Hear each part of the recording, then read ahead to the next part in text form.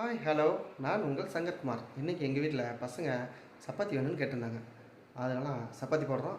சப்பாத்தி போடுறதுக்குன்னு ஒரு சில விதிமுறைகள் இருக்குது. அந்த மாதிரி ஃபாலோ பண்ணிங்கன்னா பஞ்சாட்டம் சாஃப்டாக இருக்கும். வாங்க அப்படியே பார்க்கலாம். 1 கிலோ மாவு எடுத்துக்கோங்க. அதுக்கு தேவையான உப்பு போட்டுக்குங்க. அதுக்கப்புறம் ஒரு பழம் யூஸ் பண்ணிக்கோங்க. அப்புறம் ஆயில் கொஞ்சம் ஊற்றிக்குங்க. மாவு ஒட்டும் ஒட்டாமல் அப்படி அந்தளவுக்கு இந்த பதத்துலேயே பிணைஞ்சிக்குங்க. இப்போ உருண்டை ரெடி.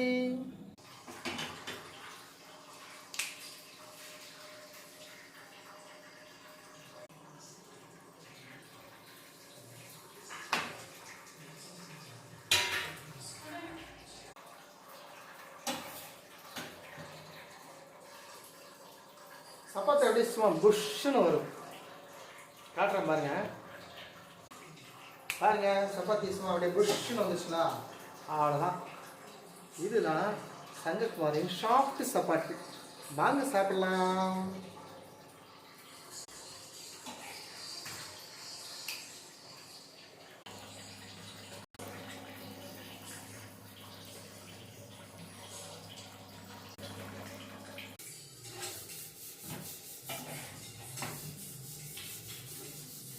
சப்பாத்தியை நம்ம தீண்டி விடாதீங்க. தீய மெதுவாக அடிங்க. கலர் வந்து கலர்ஃபுல்லாக ஆச்சுன்னா புஷ்ஷுன்னு வராது. இந்த மாதிரி இருந்தால் தான் புஷ்ஷுன்னு வரும். ஓகேங்களா? 2 விஷயத்துக்கு பாருங்கள். அதே மாதிரி எண்ணெய் அதிகமாக விடாதீங்க.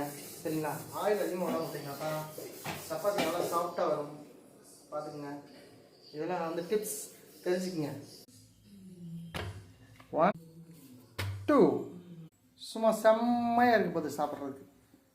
ஓகே, இந்த சப்பாத்தியை செஞ்சதுக்கப்புறம் அப்படியே எடுத்து அழகா அப்படியே அந்த குழம்புல தட்டு அப்படியே நம்ம சாப்பிட போயிட்டு பார்த்துட்டு நமக்கு வயிற்று வலிக்காமல் இருக்கும் இல்லைங்களா? இன்னும் நல்லா தான் இருக்கும். செஞ்சது யாரு? நானும் செஞ்சேன்.